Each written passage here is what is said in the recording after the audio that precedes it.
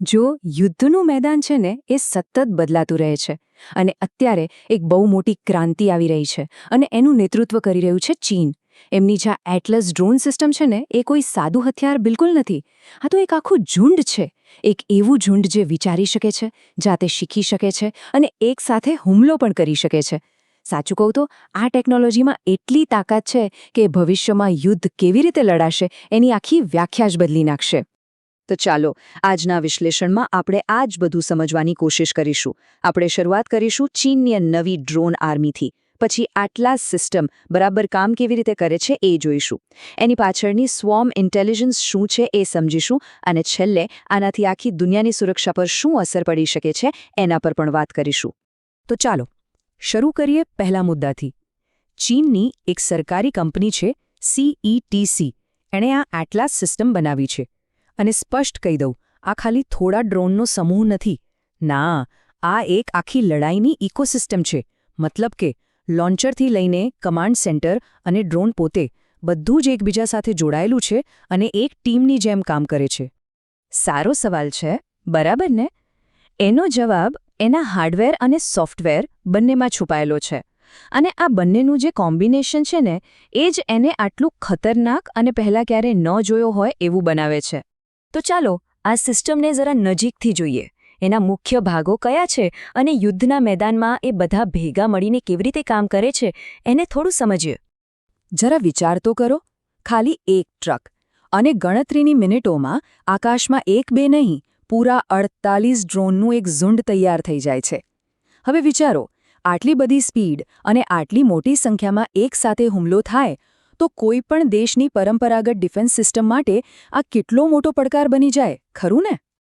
તો જુઓ, આ સિસ્ટમમાં મુખ્યત્વે એક લોન્ચ વ્હીકલ છે, કેટલીક સપોર્ટ સિસ્ટમ્સ છે અને સૌથી અગત્યનું એક કમાન્ડ વ્હીકલ છે. આ કમાન્ડ વ્હીકલ જ સમજો કે આખા ઓપરેશનનું મગજ છે, જ્યાં બેઠેલો ખાલી એક જ ઓપરેટર 100 કરતાં પણ વધારે ડ્રોનના આખા ઝુંડને કંટ્રોલ કરી શકે છે. પણ સાચી તાકાત છે ને એ એના હાર્ડવેરમાં નથી, પણ એના નેટવર્કમાં છે. આને એકદમ ટીમ સ્પોર્ટની જેમ સમજો. દરેક ડ્રોન એક ખેલાડી છે. એ જોઈ પણ શકે છે, એટલે કે સેન્સર, એ હુમલો પણ કરી શકે છે, એટલે કે શૂટર, અને ટીમના બાકીના સભ્યો સાથે સતત વાતચીત પણ કરી શકે છે, એટલે કે કમ્યુનિકેટર.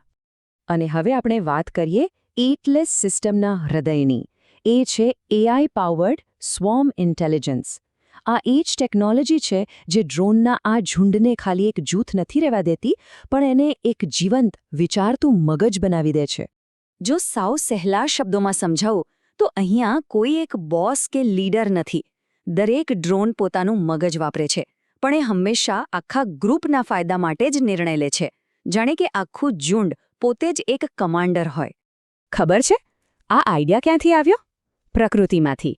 જેમ હજારો પક્ષીઓનું ટોળું એકબીજા સાથે ટકરાયા વગર એક સાથે ઉડે છે, અથવા તો કીડીઓ ભેગી મળીને મોટા મોટા કામ કરી નાખે છે, બસ એ જ સિદ્ધાંત પર આ ડ્રોનનું ઝુંડ કામ કરે છે. આ સિસ્ટમની સૌથી મોટી ખાસિયત એ છે કે એ પરિસ્થિતિ પ્રમાણે પોતાને ઢાળી શકે છે. માની લો કે દુશ્મને એક ડ્રોન પાડી દીધું, તો એ ડ્રોનનો બધો ડેટા તરત જ બાકીના આખા ઝુંડ સાથે શેર થઈ જશે. અને એનાથી શું થશે? બાકીના ડ્રોન તરત જ શીખી લેશે કે ખતરો ક્યાં છે અને એ પ્રમાણે પોતાની રણનીતિ તરત જ બદલી નાખશે.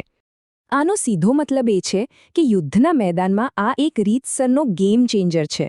આ એક એવી સિસ્ટમ છે જે વિચારી શકે છે, બદલાતા સંજોગો પ્રમાણે પોતાને બદલી શકે છે અને એક બે ડ્રોનના નુકસાનથી અટકતી નથી. એ સતત શીખતી રહે છે. એક વાત સમજવી બહુ જરૂરી છે. આ એટલાસ સિસ્ટમ ખાલી એક હથિયાર નથી. આ તો ચીનની યુદ્ધ લડવાની જે આખી વિચારસરણી બદલાઈ રહી છે ને એનો એક મોટો ભાગ છે, જેને એ લોકો કહે છે ઇન્ટેલિજન્ટાઇઝ્ડ વોરફેર. ચીન હવે એવું માને છે કે ભવિષ્યના યુદ્ધોમાં જીતનો આધાર સૈનિકોની સંખ્યા પર નહીં, પણ કોની પાસે કેટલો ડેટા છે અને કોના એલ્ગોરિધમ વધુ સ્માર્ટ છે એના પર રહેશે. આ જ છે ઇન્ટેલિજન્ટાઇઝ્ડ વોરફેરનો મૂળભૂત વિચાર. આનાથી શું થશે ખબર છે? યુદ્ધની સ્પીડ નાટકીય રીતે વધી જશે. જ્યાં પહેલાં કોઈ માણસ, કોઈ પાયલટ કે કમાન્ડર સેકન્ડોમાં નિર્ણય લેતો હતો, ત્યાં હવે AI માઇક્રોસેકન્ડમાં લાખો ડેટા પોઇન્ટ્સનું વિશ્લેષણ કરીને નિર્ણય લેશે. આ એક ખૂબ જ મૂળભૂત બદલાવ છે. તો પછી આ નવી ટેકનોલોજીના કારણે ભારત અને આખી દુનિયા માટે કેવા સુરક્ષા અને નૈતિક પડકારો ઊભા થઈ રહ્યા છે? ચાલો હવે એના પર એક નજર કરીએ. ભારત માટે તો આ એક અત્યંત ગંભીર સુરક્ષાનો મુદ્દો છે. ચીન આ સિસ્ટમને હિમાલય જેવા સરહદી વિસ્તારોમાં તૈનાત કરી શકે છે. અને ત્યાં આપણા જે પરંપરાગત એર ડિફેન્સ સિસ્ટમ છે, જેમ કે રડાર અને મિસાઇલ, એ કદાચ આવા સેંકડો નાના ડ્રોનના ઝુંડને રોકવા માટે એટલા અસરકારક સાબિત ન પણ થાય. અને આની અસર ખાલી ભારત પર જ નથી. આ તો વૈશ્વિક સ્તરે બહુ ગંભીર પરિણામો લાવી શકે છે. પહેલી વાત તો એ કે આ ટેકનોલોજીને કારણે યુદ્ધ સસ્તું બની રહ્યું છે, જેનો સીધો મતલબ એ છે કે આ ટેકનોલોજી વધુ દેશો અને કદાચ આતંકવાદી જૂથોના હાથમાં પણ પહોંચી શકે છે. પણ આ બધામાં સૌથી મોટો અને ચિંતાજનક સવાલ તો એ નૈતિકતાનો છે કે શું આપણે ખરેખર તૈયાર છે? શું આપણે મશીનોને એટલી સત્તા આપવા માંગીએ છીએ કે કોઈપણ માણસના દખલ વગર જાતે જ જીવન અને મૃત્યુનો નિર્ણય લઈ શકે? આ એક એવો સવાલ છે જેનો જવાબ દરેક દેશે અને સમાજે સાથે મળીને શોધવો પડશે. કારણ કે એટલાસ જેવી ટેકનોલોજી માત્ર યુદ્ધના નિયમો નથી બદલી રહી, એ કદાચ માનવતાના ભવિષ્યને પણ એક નવા અને તદ્દન અજાણ્યા રસ્તા પર લઈ જઈ રહી છે.